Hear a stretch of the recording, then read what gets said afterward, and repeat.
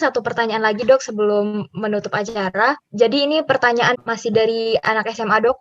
Sekarang anak SMA itu kan masih nyari-nyari jurusan gitu kan. Apa yang bagus sama dirinya sendiri gitu. Tapi kayak tetap ingat mentalnya harus gimana gitu. Juga sering ngafal gitu pas mau fokus ke jurusan lain. Tapi di sana malah ada pelajaran yang emang kurang banget gitu di bagian itu kak. Jadi kira-kira gimana kakak dan abang buat yakinkan diri dan bisa ngejar jurusan yang sesuai dengan yang kita mau? Mungkin dari dokter Andre boleh dok? Jadi sebenarnya kalau masalah kita ngomongin ini jurusan bagus atau ini jurusan pas nggak ya buat kita, ini jurusan kayak ada aku kurang deh di bagian ini. Yang pasti semua jurusan tuh akan ada sisi yang kamu kurangnya dan sisi yang kamu lebih banget. Contoh, kalau ketika kamu akan memasuki, kamu suka nih bahasa Inggris, kamu pengen jadi guru bahasa Inggris, pendidikan bahasa Inggris. Tapi pendidikan bahasa Inggris kamu ternyata harus belajar matrikulasi. Di situ ada matrikulasi transisi penyetaraan mata pelajaran dari SMA untuk kuliah gitu. Dan itu emang ada yang nggak kamu suka gitu. Jadi menurut aku nggak usah berpikir yang nggak sukanya dulu. Sama, aku selalu berpikir yang positif. Jadi nggak usah berpikir yang negatifnya dulu. Suka aja dulu, sesuai passion kamu, jalanin. Tuh, ketika kamu menemukan sesuatu yang menurut kamu ganjal dan gak enak dan gak pas di kamu, bukan berarti itu menentukan langkah kamu ke depannya kamu harus stop, enggak gitu. Itu menentukan bahwa kamu harus belajar lagi dan kamu harus memahami lebih lagi supaya kamu bisa melewati itu. Karena jalan itu tidak akan selalu mulus, teman-teman. Jalan itu pasti akan selalu berkerikil. Anggap aja hal-hal pelajaran-pelajaran, mata pelajaran misalnya yang tidak kamu sukai itu adalah batu kerikil. Otomatis ya kamu harus melalui batu kerikil itu. Baik kamu menginjaknya atau kamu menggesernya, terserah. Yang pasti pilihlah sesuai passion kamu. Kalau kamu suka bahasa Inggris atau kamu suka berbicara, ya mungkin kamu bisa masuk ilmu komunikasi atau mungkin kamu bisa menjadi interpreter dengan basic sastra Inggris ataupun pendidikan bahasa Inggris. Kalau kamu suka nyanyi, mungkin kamu bisa ambil di seni musik gitu. Atau mungkin kamu suka nyanyi, tapi orang tua kamu menyarankan kamu untuk masuk ke kedokteran. Ya, tapi kamu suka aja gitu loh masuk ke kedokteran. Ya nggak masalah, dicoba restu orang tua. Siapa tahu emang restu orang tua yang menjadi penentu di masa depan kita. Karena kadang ada beberapa pengalaman, bukan emang tidak secara data, kayak apa yang kita tidak ingini malah itu yang menjadi mimpi kita gitu loh. Kayak aku bilang tadi kan aku nggak ada pikiran untuk jadi dokter, ternyata aku bisa jadi dokter gitu. Mungkin itu juga terjadi ke kalian gitu. Jadi kehidupan ini tidak bisa dimutlakkan teman-teman. Karena kehidupan ini selalu berganti-ganti. Oleh karena itu kalau kalian memang pengen masuk ke suatu jurusan lewat mata pelajaran yang kamu sukai, ya jalani gitu. Jangan sampai kamu masuk suatu jurusan itu nggak sesuai dengan apa yang kamu sukai. Pelajaran ABC kemudian kamu bagusnya di jurusan mana, mungkin itu lebih baik kamu konsultasiin ke guru ataupun ke pembimbing akademik kamu, atau mungkin kalau kalian mau DM ke Instagram aku untuk sharing-sharing itu juga boleh. Mungkin ntar aku bakal kasih kira-kira kalian bakalan masuk ke mana. Cuman itu memang based on my experience dan dari apa yang aku baca ya kayak gitu. Atau mungkin kalau kalian lebih pengen lebih pasti ya mungkin ke guru BK kalian yang ada di sekolah kalian gitu. Untuk konsultasin jurusan apa yang kalian mau. Kalau dari aku sih gitu. Semangat teman-teman yang mau masuk kuliah.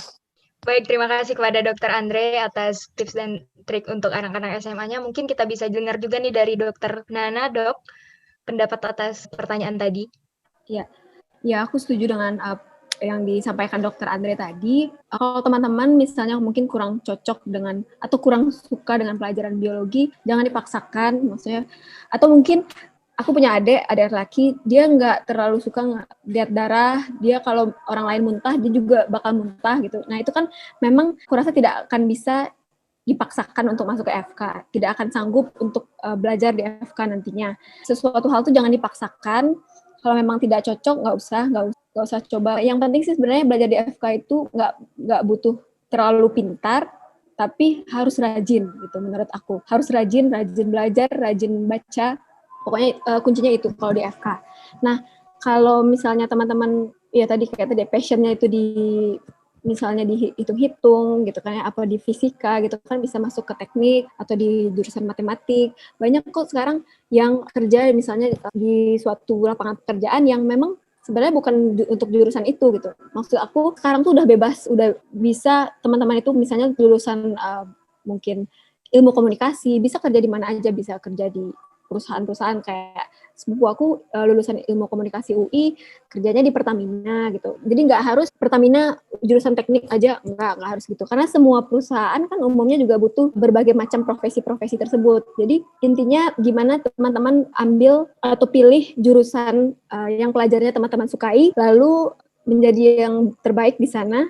Pokoknya ujiannya bagus gitu kan ya, dan organisasinya juga bagus nantinya selama di kampus. Lalu dengan sendirinya nanti untuk mencari pekerjaan juga akan lebih gampang. Tapi aku lebih menyarankan juga dipikirkan untuk mungkin lowongan pekerjaan atau lapangan pekerjaan ke depannya itu lebih banyak ke hal-hal yang berhubungan dengan IT menurut aku. Jadi lama-kelamaan mungkin profesi-profesi.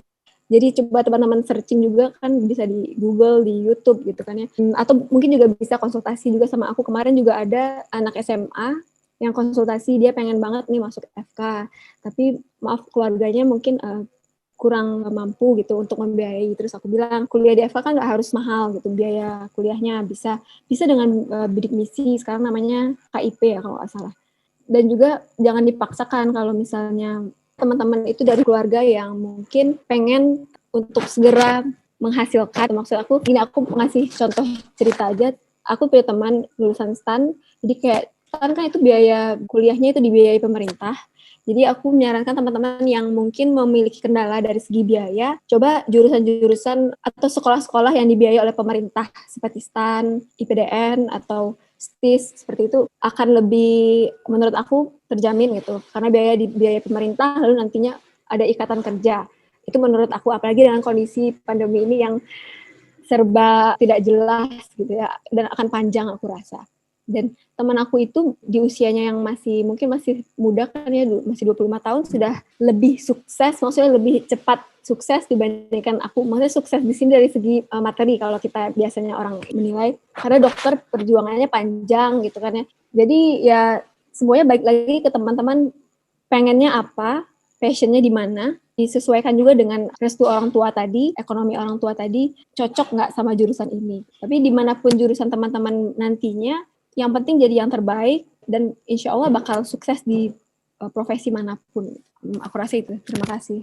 Baik, terima kasih kepada Dokter Nana dan juga Dokter Andre. Nah, tadi merupakan pertanyaan terakhir. Sebenarnya Dok, banyak sih beberapa pertanyaan. Mungkin nanti kalau boleh Dok nih, disampaikan ke WA aja atau via nanti diteruskan pertanyaannya Dok. Nah, kita lanjut aja Bi ke acara selanjutnya Bi. Acara selanjutnya itu pemberian kenang-kenangan dan juga foto dokumentasi. Mungkin dari Pupdok boleh dipersiapkan. Pemberian sertifikat dari para panitia dari webinar Regio 2 Padang kepada Dokter Andre. Selanjutnya pemberian sertifikat kepada Dokter Nana. Baik, terima kasih pada Pupdok. Nah, mungkin ini terakhir untuk dokumentasi seluruh peserta dan juga pemateri. Ayo teman-teman yang belum buka kamera, boleh banget nih buka kameranya, berikan baiknya, asik. Ya. Hasbi jangan ini aja. Ini mohon maaf ini nge-lag atau gimana Bapak? Yang lain yuk. Pupdok boleh kembali dipandu Pupdok. Benar ya. Dan sebelumnya terima kasih banyak juga kepada teman-teman dan adik-adik dari Unibra tadi, dari SMA, dari UNAN juga banyak. Juga ada di luar Padang juga ada Bi. Ya, siapa tuh? Pekanbaru ya, dari Pekanbaru tadi ada jauh dan telah menyempatkan untuk hadir pada kesempatan kali ini. Gimana Pupdok? Udah siap. Oke. Ada 6 slide. Boleh dihitung nanti Pupdok. Untuk slide pertama, slide kedua, slide ketiga, 1, 2, 3. Untuk slide keempat, untuk slide kelima, untuk slide terakhir, slide ke-6. Baik, terima kasih kepada panitia Pupdok. Jadi Otik sama Hasbi juga mengucapkan terima kasih kepada pemateri yang udah menyampaikan materi yang luar biasa untuk hari ini, dan semoga juga bermanfaat sama teman-teman yang lain. Mungkin kita udah di ujung acara nih. Aduh sedih nggak sih? Mungkin dari teman-teman juga peserta untuk Otik dan Hasbi juga mengucapkan terima kasih. Juga langsung aja ya Bi, akhir kata. Wabillahi taufiq wal hidayah. Wassalamualaikum warahmatullahi wabarakatuh. Waalaikumsalam warahmatullahi wabarakatuh. Terima kasih Dok. Terima kasih dokter. Teman-teman. Terima kasih Dok. Terima kasih dokter. Terima kasih dokter. Boleh kakak pemateri masih ada nih Kak. Kak Nana masih bergabung. Karena boleh banget di subscribe ya teman-teman. Banyak banget tuh materi-materi yang bagus dari YouTube-nya Kak Nana. Dan juga IG-nya Bang Andre juga jangan lupa di follow. Dan juga IG Kak Nana juga. Terima kasih. Pamit dulu ya. Makasih. Makasih Terima dong. kasih, Kak. Waalaikumsalam warahmatullahi wabarakatuh.